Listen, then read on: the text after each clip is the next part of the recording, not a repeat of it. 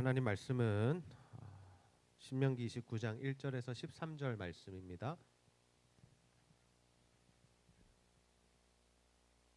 신명기 29장 1절에서 13절까지 우리 한 절씩 교독합니다. 호렙에서 이스라엘 자손과 세우신 언약 외에 여호와께서 모세에게 명령하여 모압 땅에서 그들과 세우신 언약의 말씀은 이러하니라. 모세가 온 이스라엘을 소집하고 그들에게 이르되 여호와께서 애굽 땅에서 너희의 목전의 바로와 그의 모든 신하와 그의 온 땅에 행하신 모든 일을 너희가 보았나니 곧 그 큰 시험과 이적과 큰 기사를 내 눈으로 보았느니라. 그러나 깨닫는 마음과 보는 눈과 듣는 귀는 오늘 여호와께서 너희에게 주지 아니하셨느니라.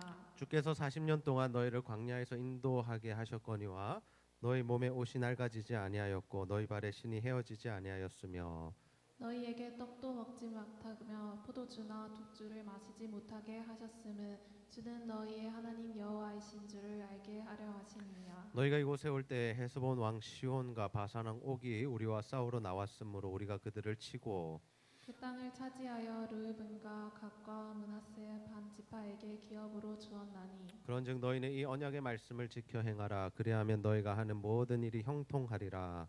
오늘 너희 곧 너희의 수령과 너희의 지파와 너희의 장로들과 너희의 지도자와 이스라엘 모든 남자와 너희의 유아들과 너희의 아내와 및 내 진중에 있는 객과 너를 위하여 나무를 패는 자로부터 물 깃는 자까지 다 너희의 하나님 여호와 앞에 있는 것은 내 하나님 여호와의 언약에 참여하며 또 내 하나님 여호와께서 오늘 내게 하시는 맹세에 참여하여 함께 읽습니다. 여호와께서 내게 말씀하신 대로 또 내 조상 아브라함과 이삭과 야곱에게 맹세하신 대로 오늘 너를 세워 자기 백성을 삼으시고 그는 친히 내 하나님이 되시려 함이니라. 아멘. 할렐루야. 우리 옆 사람과 이렇게 한번 인사합시다. 만나서 반갑습니다. 네, 다시 한번 인사합시다. 오늘도 하나님 은혜로 충만하세요. 네, 이렇게 우리가 함께 예배 드리는 것이 하나님 안에서 얼마나 복된 일인지 다시 한번 생각하게 됩니다. 오늘 우리가 함께 말씀을 나눌 텐데요. 후회가 없으신 하나님이라는 제목으로 좀 말씀을 나누기 원합니다. 여러분 살아가면서 후회해 보신 적 있으세요? 네, 어떤 후회를 하셨나요? 많이 후회하셨어요? 예. 우리가 후회라는 것을 왜 하게 되냐면 우리가 어떤 것을 선택했는데 그 결과가 좋지 않을 때 우리가 후회하게 되죠. 그렇죠? 내가 정말 이 대학을 갈까 저 대학을 갈까 정말 열심히 고민하고 딱 선택을 했는데 내가 이 바랬던 뭐 어떤 캠퍼스 생활이 아니라든지 또는 내가 꿈꿔왔던 어떤 이 전공 분야가 아닐 때 후회를 하게 돼요. 그래서 전과를 할까 또는 학교를 옮겨볼까 아니면 다른 것을 좀 준비해볼까라는 생각을 하게 되죠. 사람을 만나는 것도 마찬가지예요. 이 사람 참 좋아 보여서 만났는데 아닐 때 우리 마음속에 좀 후회가 생길 수 있다라는 거죠. 또 투자할 때도 마찬가지인 것 같아요. 그죠? 뭐 집을 사는 일에도 마찬가지고 참 좋아 보여서 샀는데 와 보니까 수리할 것이 너무 많다든지 뭐 갑자기 뭐 집에 문제가 발생하고 터진다든지 이러할 때 우리가 후회를 하게 된다라는 거죠. 근데 하나님은 과연 후회를 하실까라는 질문을 하고 싶습니다. 여러분 하나님은 후회를 하실까요? 성경에 보면요 하나님이 후회하셨다라는 표현을 하기도 하고요 하나님은 후회하심이 없다라는 표현을 하기도 해요. 그래서 오늘은 우리가 이 하나님께서 어떤 분이신가를 또 함께 좀 살펴보면서 정말 그 하나님 안에서 우리에게 예비되어진 그 복을 누리는 방법이 무엇인가, 하나님께서 우리에게 복 주시기 원하시는데 우리가 그 복을 어떻게 하면 진심으로 누릴 수 있을까라는 것들을 좀 함께 나눠보기를 원합니다. 하나님이 이스라엘 백성들에게 어떤 말씀을 주셨냐면요 시내산 언약의 말씀을 주세요. 여러분 시내산 언약이 뭐예요? 뭐 호렙산이라고 표현되기도 하는데요 이스라엘 백성에게 주셨던 율법의 말씀이 그 언약입니다. 하나님께서 이스라엘 백성들을 출애굽시키시고요 그리고 시내산으로 인도하셔서 모세를 부르세요. 그리고 모세에게 십계명 두 돌판을 주시고 또 그에게 지켜 행할 모든 규례들을 알려주셨어요. 그것을 우리가 뭐라고 부르냐면 시내산 언약이라고 부릅니다. 이 언약이 무엇이냐면 하나님과 우리가 무언가 이제 약속을 했다라는 거예요. 그래서 그 말씀대로 지켜 살면 어떻게 해야겠다고 약속하셨어요? 복을 주겠다. 그러나 그 말씀대로 살지 못하면 어떻게 하겠다 말씀하셨어요? 너에게 저주가 임할 거야, 벌이 임할 거야라고 말씀을 하셨어요. 근데 이 40년의 시간이 지나요. 이 40년의 시간이 지난 이후에 하나님께서 이스라엘 백성들에게 또 하나의 언약을 주세요. 그 언약이 뭐냐면 바로 모압 언약입니다. 이스라엘 백성들이 이제 가나안 땅에 들어가기 직전에 하나님께서 또 하나의 언약의 말씀, 약속의 말씀을 주신 거예요. 그게 오늘 우리가 살펴볼 29장과 30장의 말씀인데요. 하나님께서 이 모압 언약을 왜 주셨을까라는 것을 우리가 한번 생각해 보기 원합니다. 우리 먼저 29장 1절 말씀을 함께 한번 읽어 보겠습니다. 시작. 호렙에서 이스라엘 자손과 세우신 언약 외에 여호와께서 모세에게 명령하여 모압 땅에서 그들과 세우신 언약의 말씀은 이러하니라. 아멘. 시내산에서 세운 언약 외에 뭐라고 되어 있어요? 호렙에서 세우신 언약 외에 모압 땅에서 그들과 세우신 언약의 말씀은 이렇다라고 하면서 그 말씀이 진행되어지고 있죠. 모압 언약은 뭐냐면요, 시내산 언약과 다른 게 아니에요. 완전히 달라진 말씀을 하는 게 아니에요. 또 다른 말씀을 하시는 게 아니라 하나님께서 이스라엘 백성에게 약속하셨던 이 시내산 언약에 하나님의 은혜가 덧붙여진 게 뭐냐면 바로 모압 언약이라는 거예요. 하나님께서 이스라엘 백성들에게 복을 주시기 원하는 그 마음이 더 배가 되어서 나타난 것이 바로 이 모압 언약이라는 거죠. 그 내용이 어떻게 시작하냐? 하나님께서 이스라엘 백성 가운데 행하셨던 일들을 소개하고 설명하면서 시작됩니다. 이스라엘 백성들에게 행하신 일이 뭐였어요? 애굽 땅에 있을 때 큰 기적과 이사들을 나타내셨죠. 어떤 일들이었습니까? 10가지 재앙이 나타났어요. 하나님이 어떠한 분이신지를 알리셨고, 그래서 하나님이 이스라엘 백성들을 애굽의 종된 자들로부터 자유자로, 이제는 애굽에서 벗어나서 살아날 수 있는 자들로 하나님께서 그들에게 은혜를 베푸셨다라는 거예요. 그리고 하나님께서 베푸신 은혜가 뭐예요? 계속해서 말씀하는데 하나님께서의 광야 생활 40년도 인도하셨대요. 가만히 두신 게 아니에요. 어떻게 하셨다는 거예요? 옷이 낡아지지 않고 신발이 헤어지지 않았대요. 엄청난 기적이 일어난 거죠. 하나님께서 40년 동안 이스라엘 백성들을 먹이시고 살리시고 입히셨다라는 의미입니다. 새 옷을 주시는 것도 우리를 입히시는 거지만 또 어때요? 입던 옷이 낡아지지 않고 우리의 신발에 빵꾸가 나지 않고 구멍이 나지 않는 것도 하나님의 은혜다라는 거죠. 하나님께서 그런 은혜들을 이스라엘 백성들에게 베푸셨고요. 또 가나안 땅에 들어가기 직전에 어떤 일들도 있어요. 이 요단강 동편에 있는 나라들 있잖아요. 그 나라들이랑 전쟁을 하게 돼요. 불가피하게. 길을 내달라 그랬는데 길을 내주지 않음으로 인해서 하나님이 전쟁을 하게 하셨고, 이스라엘 백성들은 아무런 군사력도 없고 무기도 없는데 하나님이 그 전쟁들을 이기게 하셨어요. 이 모든 사건들을 하나님께서 왜 말씀하실까요? 여러분, 하나님께서 왜 이런 말씀들을 하실까요? 뭘 기억하라는 거예요? 하나님의 은혜를 기억하라는 거예요. 여러분, 우리가 신앙생활하면서 뭘 기억해야 되냐면요, 하나님의 은혜를 기억해야 돼요. 여러분, 하나님께 받은 은혜들 있잖아요. 하나님께서 여러분의 인생 가운데 나타나시고 찾아오시고 은혜 베푸시고 감동 주셨고 내가 구원받은 백성이라는 것을 확신케 하셨던 그 은혜들, 여러분, 그 은혜들을 날마다 기억하고 살아가는 저와 여러분들 되기를 주님의 이름으로 축복합니다. 그 은혜를 기억할 때 우리가 할 수 있는 일이 뭐냐면 하나님의 말씀대로 살아갈 수 있다라는 거예요. 우리에게 베푸신 은혜가 있을 때 우리가 하나님 말씀에 순종이 가능하다라는 거예요. 우리가 어떻게 하나님을 따를 수 있어요? 어떻게 하나님을 믿고 신뢰할 수 있어요? 하나님 나를 구원하셨기 때문에 가능한 거죠. 하나님 나를 먹이시고 입히셨기 때문에 가능한 거죠. 우리가요 다른 사람들이랑 비교하면요 감사가 적어질 수밖에 없어요. 왜 그런 줄 아세요? 저 사람을 보니까 나보다 더 멋진 인생을 사는 것 같거든요. 저 사람 보니까 나보다 더 부자인 것 같거든요. 저 사람 보니까 나보다 더 잘생기고 나보다 더 학력도 좋은 것 같거든요. 여러분, 옆에 사람 한번 쳐다보세요. 이렇게 한번 인사합시다. 비교하지 맙시다. 네. 왜 이렇게 크게 웃으세요? 비교하지 마세요. 자꾸 다른 사람 쳐다보지 마세요.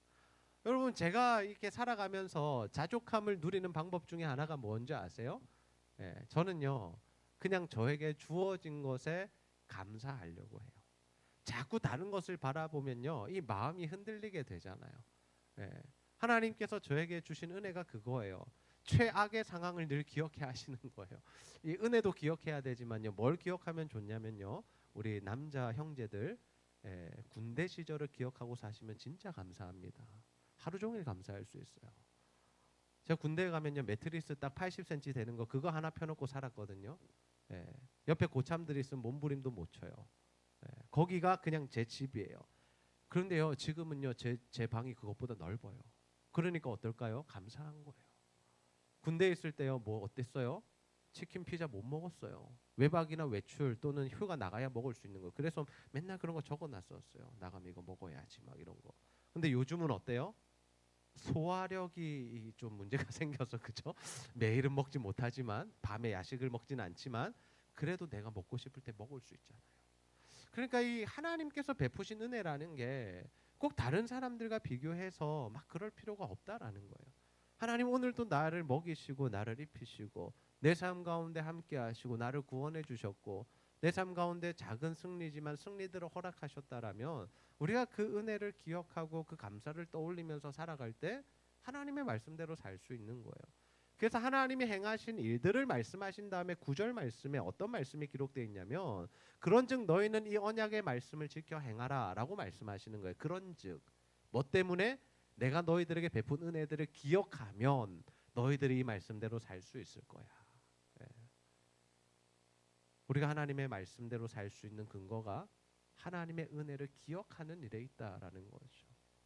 좀 기억하십시오. 다른 건 다 잊으셔도 좋지만 하나님이 나에게 베푸신 은혜를 기억하셨으면 좋겠어요. 나를 만나 주신 은혜들 있잖아요. 내가 힘들 때 찾아와 주신 은혜들 있잖아요. 근데 우리는 너무 빨리 그 은혜를 까먹는 것 같아. 망각하는 것 같아. 다른 은혜를 자꾸 구하는 것 같아.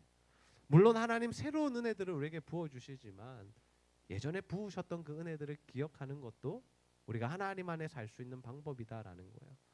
자, 그러면 두 번째, 우리가 하나님의 은혜를 누리며 사는 방법이 뭐냐? 그것은 바로 우리의 죄를 돌이키는 겁니다. 우리 30장 1절 말씀 한번 읽어볼까요? 시작. 내가 내게 진술한 모든 복과 저주가 내게 임함으로 내가 내 하나님 여호와로부터 쫓겨난 모든 나라 가운데서 이 일이 마음에서 기억이 나거든. 아멘. 하나님께서 주셨더니 모든 복과 저주가 이스라엘 백성들에게 임해요. 근데 이스라엘 백성들이 잘 살았으면 복이 임했겠죠. 그러나 순종하지 못했으면 뭐가 임할까요? 저주가 임했겠죠. 자, 이스라엘 백성들이 어떻게 살았나요? 기억나세요? 우리가 구약의 모든 메시지를 통해서 보면 어때요? 하나님이 가나안 땅에 그들을 심으셨고 복 주시기 원하셨는데 그들이 어떻게 살아요? 뭘 섬겨요? 우상을 섬기잖아요. 하나님이 그래서 가나안 땅에 정복하고 그들에게 뭐라고 말씀하셨냐면 이스라엘 백성들의 그 땅의 모든 가나안 민족들을 진멸하라라고 말씀하셨어요. 왜? 죽여버리라는 거야. 왜? 그들이 살아있는 한 그들의 영향을 받아서 너희들이 하나님이 기뻐하시지 않는 우상을 섬기게 될 것이고 그러면 너희들이 반드시 벌을 받기 때문에 그들을 아예 사전에 차단해라라는 것이 하나님의 말씀이었다라는 거예요. 여러분 우리가 이 죄를 짓지 않기 위해서 필요한 하나의 자세가 뭐냐면요. 죄를 지을 수 있는 분위기를 만들지 않는 것이 좋아요. 예를 들어 볼게요. 여러분 술집에 가서 친구들과 앉아 있어요. 그러면서 거기서 계속 기도하는 거예요. 하나님 내가 이 술잔을 받아들지 않게 하여 주시옵소서. 여러분 이 기도가 얼마나 힘든 기도예요. 왜? 앞에는 술잔이 돌아가고 친구들이 앉아있고 이 분위기 때문에 마셔야 되는데 그러면 이것을 어떻게 피해갈까라는 고민을 그 자리에 앉아서 계속해서 해야 되잖아요. 그러면 그것을 사전에 차단하는 방법이 뭔지 아세요? 안 가는 거죠. 어떤 핑계를 대서라도 나는 거기 가고 싶지 않아. 나는 오늘 바빠. 나는 오늘 아파. 나는 술 마시면 죽어. 하고 그 자리를 피하는 거죠. 왜? 아예 죄 짓지 않는 환경을 만드는 것이 더 중요하다는 거예요. 요셉을 기억하세요. 요셉이 어떻게 했어요? 보디발의 아내가 유혹할 때 어떻게 했어요? 거기서 참으면서 기도했어요. 아, 하나님 이 유혹을 이겨내게 해주십시오. 그랬는데 아니요. 그냥 도망가 버렸다고요. 그 자리를 박차고 나와서 떠나 버렸다고요. 자꾸 우리가 죄 짓는 그 자리에 있으면서 하나님 이거 하지 않게 해주세요 하지 마시고 그 자리를 벗어나고 떠나는 것도 하나의 지혜다라는 거예요. 그런데 이스라엘 백성도 어때요? 그거에서 무너진 거예요. 왜? 남겨뒀어요. 전쟁에서 끝까지 싸워서 다 죽였어야 되는데 어떻게 하는 거예요? 그냥 야 이 정도면 됐지. 이 정도 우리 수고했잖아. 이제 힘도 빠졌는데 저들이랑 전쟁하다가 우리가 많이 죽으면 어떡해. 이제 그냥 두자. 작으니까 얼마 안 되니까 소수니까. 그런데 그 소수의 남은 가나안 민족들을 통해서 이스라엘 백성이 뭘 받아요? 유혹을 받고 함께 죄를 짓게 되고 결국엔 다 넘어가 버리잖아요. 그래서 결국 무너지는 거 아닙니까?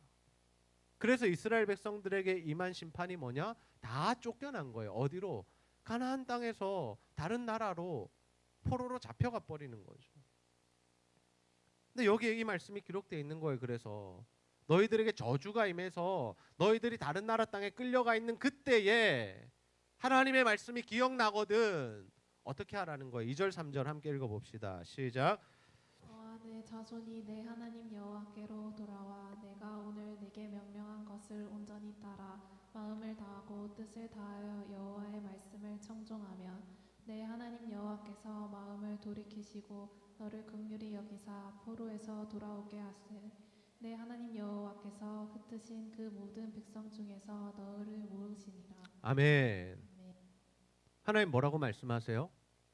우리가 죄 가운데 있어서 하나님으로부터 벌받아서 어려움을 당할 때, 우리 인생 고난이 임할 때, 아픔이 있을 때, 문제가 발생했을 때 하나님께 돌아오라는 거예요. 근데 하나님이 우리가 돌아갈 때 어떻게 하시겠다는 거예요? 하나님이 마음을 돌이키셔서, 오히려 하나님이 막 우리를 긍휼히 여기셔서, 불쌍히 여기셔서 우리를 회복시키시겠다라고 약속하고 계시다라는 거죠. 여러분 죄 가운데 있으십니까? 여러분의 삶 가운데 하나님의 말씀에서 떠난 부분들이 있으십니까? 바라기는 이 오늘 하나님의 말씀을 붙들고 주님께로 돌아가는 은혜들이 있으시기를 주님의 이름으로 축복합니다. 돌아갈 때 하나님이 어떻게 해주세요? 하나님이 우리를 안아주시는 거예요. 하나님이 우리를 불쌍히 여겨주시는, 우리에게 회복을 허락해 주시는 거예요. 다시 살아갈 수 있는 힘을 주시고 하나님의 자녀됨의 그 영광스러운 삶을 우리 가운데 회복시켜 주신다라는 거죠. 그래서 하나님께서 이스라엘 백성들을 다시 가나안 땅에 와서 살게 하시겠다라는 겁니다. 아무리 멀리 끌려가 있어도 내가 그들을 돌이키겠다라는 겁니다. 가나안 땅에 들어와서 사는 그 의미가 뭔지 아세요? 하나님의 백성으로서, 언약 백성으로서 살게 하시겠다라는 거예요. 어느 상황에서도, 죄 지은 상황에서도, 무너진 상황에서도. 여러분 우리도 죄 지어서 무너질 수 있어요. 여러분의 삶 가운데 어려움들이 있을 수 있어요. 하나님과 뭔가 단절된 느낌들 있잖아요. 여러분 신앙생활하면서 날마다 은혜가 충만하지 않잖아요. 뭔가 힘들고 하나님이 느껴지지 않고 말씀 들어도 이게 나한테 주시는 음성으로 들리지 않고 찬양을 불러도 마음에 감격이 없고 기도할 때 입술을 열어 기도하지 못하고 그냥 정말 몸은 여기 있지만 마음은 다른 데 가 있는, 하나님과 정말 내가 교제하고 교통하고 있지 않다라고 생각되어지는 그때에 우리가 할 수 있는 일이 뭐냐? 한마디의 기도, 주님 도와주십시오. 주님 불쌍히 여겨주십시오. 하나님 나에게도 은혜를 베풀어 주십시오. 하나님 돌아가기 원합니다. 우리가 그렇게 하나님 앞에 나아갈 때 하나님 우리를 불쌍히 여기셔서 우리를 회복시켜 주시겠다라고 약속하시는 거예요. 그 사건이 어디에 기록되어 있어요? 누가복음 15장에 기록되어 있잖아요. 탕자가요. 탕자라는 이 둘째 아들이요, 아버지에게 재산 달라 그래요. 재산 달라 그래서 어떻게 해요? 타국에 가서 먼 곳에 가서 허랑방탕하게 그 돈을 다 허비했대요. 아버지 재산 달라는 것부터 나쁜 놈이에요. 있을 수 없는 일이에요. 그 시대에. 어떤 의미냐면요, 아버지를 죽은 사람 취급한 거예요. 요즘에는요 뭐예요? 뭐 상속세 뭐 그런 것들 때문에 미리미리 조금씩 물려주자 이런 말들도 있지만 그게 아니라 그 당시에는 아버지가 딱 임종하시고 죽으시면 아들들이 그 유업을 받아서 누리게 되어 있습니다. 그걸 먼저 달라 그런 건 뭐냐면 아버지를 죽은 사람 취급한 거예요. 그래서 그 사회에서는 그 아들은 매장되는 겁니다. 다시는 그 가족 사회로 돌아오지 못하는 겁니다. 근데 그 아들이 나갔어요. 어떻게 했어요? 당연히 죄 짓는 데 쓰죠. 그리고 나서 어떻게 해요? 가난해지고 돼지 지업 열매나 먹는 처지가 되니까 이제 뭐 하는 거예요? 돌아갈까? 아버지 집에 가면 품꾼이라도 일하는 사람이라도 밥은 배불리 먹었는데 라는 생각이 드는 거죠. 그러면서 돌아가요. 그때 누가 가장 먼저 발견한 줄 아세요? 일하는 사람들이 아니에요. 누가 가장 먼저 발견해요? 아버지. 왜 가장 먼저 발견했을까? 아버지는 기다리고 있었어요. 아버지는 그 아들을 기다리고 있었던 거예요. 언제 돌아올까? 이 아들이 언젠가는 돌아올 건데 언제 돌아올까 하며 기다리고 있었던 거예요. 그래서 멀리서 아들이 오는데 그 아버지 행동이 어때요?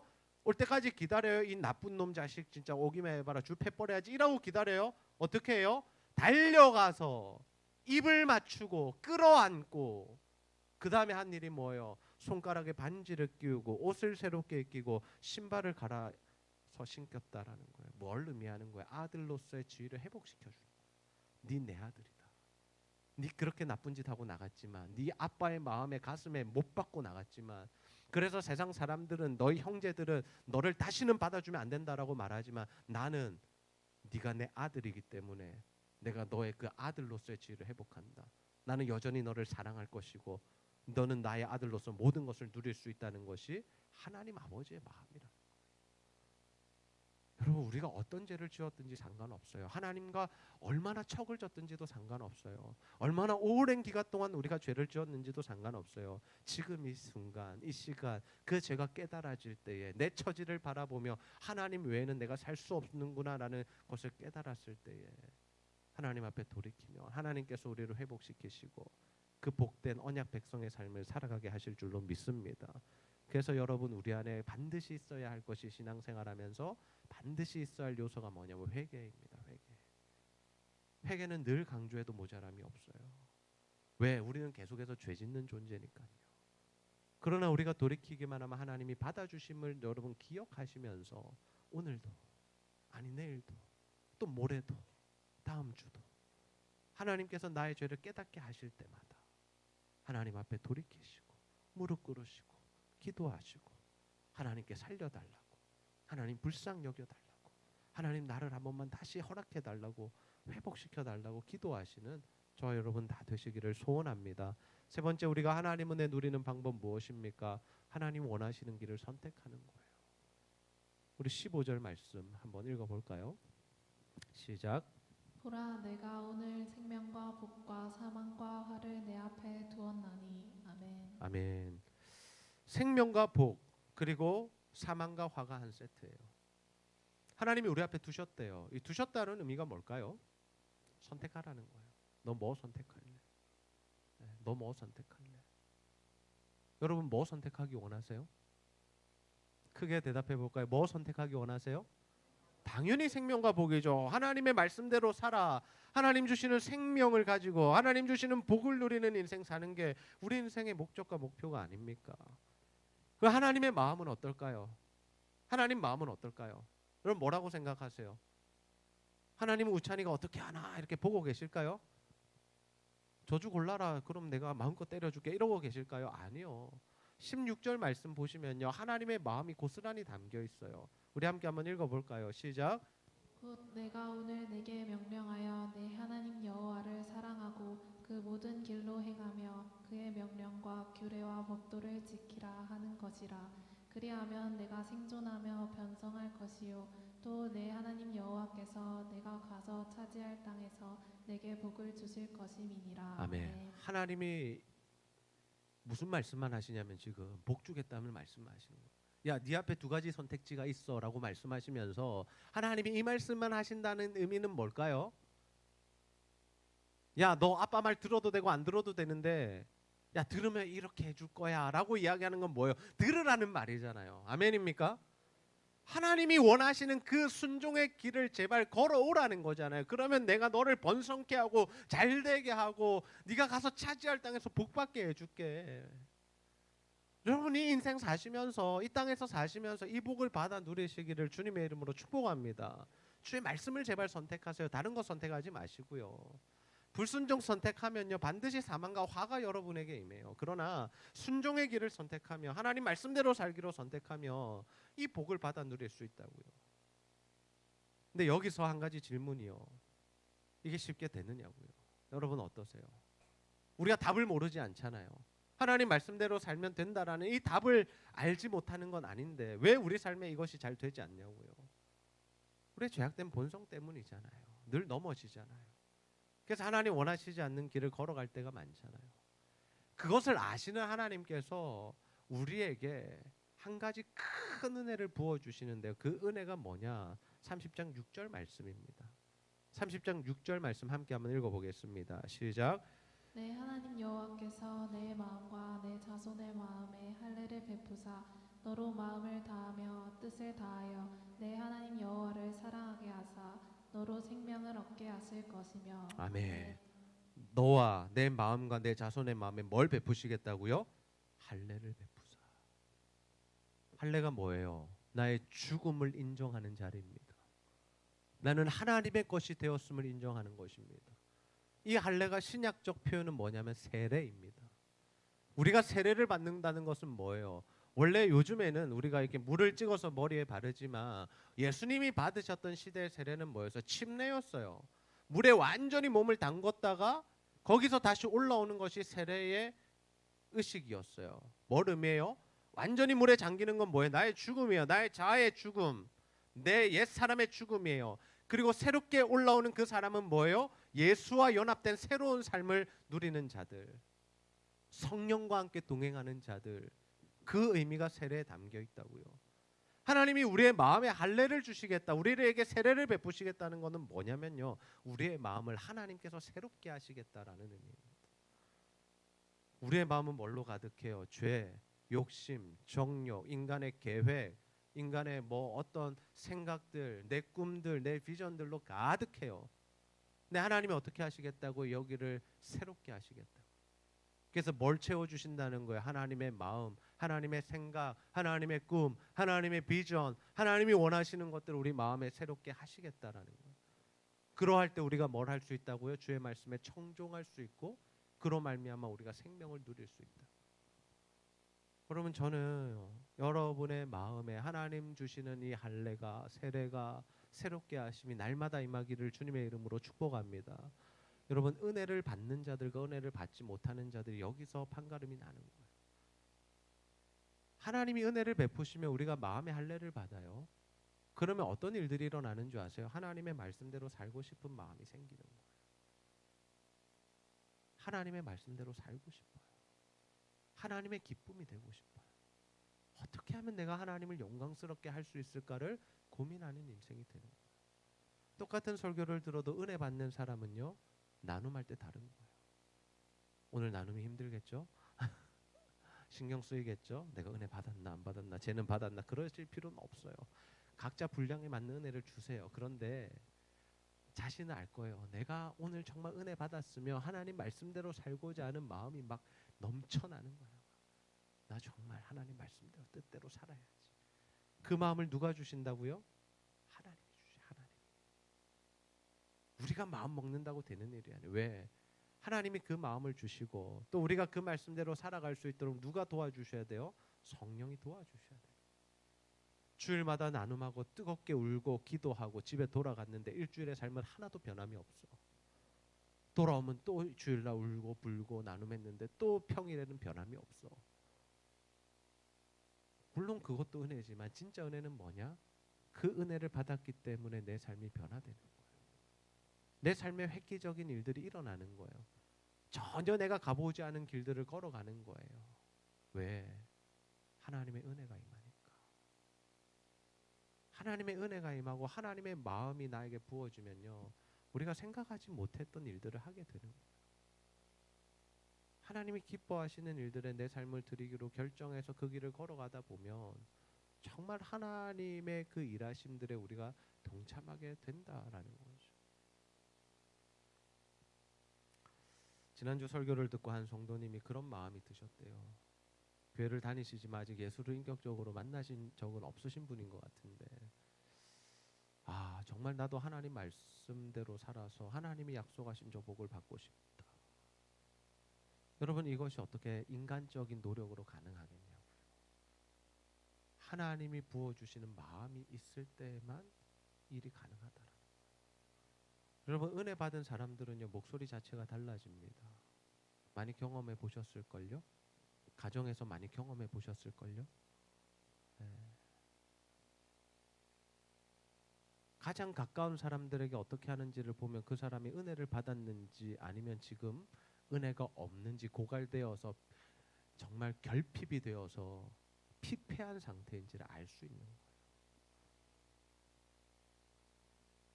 그래서 저는 신앙생활을 이렇게 표현해요. 하나님의 은혜를 받는 것이 가장 중요하다. 하나님의 은혜를 받는 것이 가장 중요하다. 그 은혜가 부어질 때 마음이 녹아지고 마음이 녹아져야 주의 말씀대로 살기로 결단이 나오고 그 결단을 이루어가는 삶을 통해 우리 가운데 하나님의 복이 부어지기 때문입니다. 여러분, 저는 우리 제자들교회 성도님들이 이 자리에 앉은 모든 젊은이들이 정말 하나님께서 우리에게 주신 이 모압의 언약, 우리가 실패할 수 있고 우리가 좌절할 수 있고 우리가 무너질 수 있지만 그 대안까지도 가지고 계신, 다시 우리를 회복시키시겠다고 약속하시고 그 길까지 알려주신 그 하나님을 믿고 신뢰하면서 그 하나님을 사랑하고 그 하나님을 따라가는 삶이 되어지기를 주님의 이름으로 축복합니다. 여러분, 그 일을 위해서 정말 하나님의 말씀을 사모하시고 하나님이 마음을 주시고 하나님이 우리 가운데 무언가 말씀하시고 역사하실 때 한 걸음 내딛는 순종을 한번 해보시기를 원해요. 하나님이 말씀하실 때 여러분 한번 움직여 보셨으면 좋겠어요. 사소한 연락 한 번도 좋고요. 뭐 전도에 한번 참여해 보는 것도 좋고요. 성경을 읽는 것도 좋고 묵상을 시작하는 것도 좋고요. 뭐가 되었든지 상관없어요. 하나님 주시는 마음에 따라서 한번 움직여 보셨으면 좋겠어요. 그럴 때 하나님이 우리 교회를 통해서 여러분의 삶을 통해서 놀라운 일들을 일으키실 줄로 믿습니다. 최근에 제가 경험하는 그 은혜가 바로 그 은혜예요.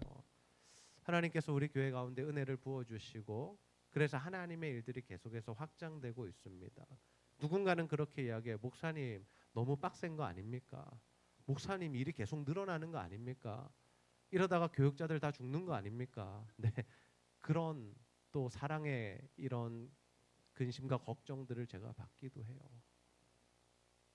그런데요, 하나님의 일하심에 있어서 우리가 반응해야 할 일은 뭐냐면요, 하나님이 가자고 하면 그 한 발자국을 함께 걸어가는 거예요. 이 정도는 좀 체력도 안배해야 되고요. 이 정도는 제가 주말엔 좀 삶도 누려야 되고요. 제가 이번 주에는 좀 바쁜 약속도 있고요. 물론 다 중요하죠.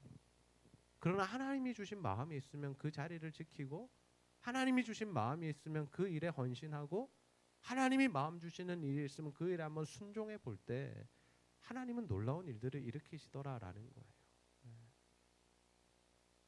그래서 저는 우리가 정말 그 하나님이 주시는 마음, 우리의 마음을 새롭게 하시고 감동을 주시고 말씀하실 때에 그 말씀에 반응하셔서 그 말씀에 순종하셔서 정말 하나님 주시는 복과 은혜 누릴 뿐만 아니라 여러분을 부르셔서 행하기 원하시는 그 일들, 여러분을 통해서 옆 사람이 살아나기 원하시고 이 지역이 변화되기를 원하시고 열방이 주께로 돌아오기 원하시는 그 하나님의 계획들이 저와 여러분의 그 삶의 자리 가운데 일어나게 되기를 주님의 이름으로 축복합니다.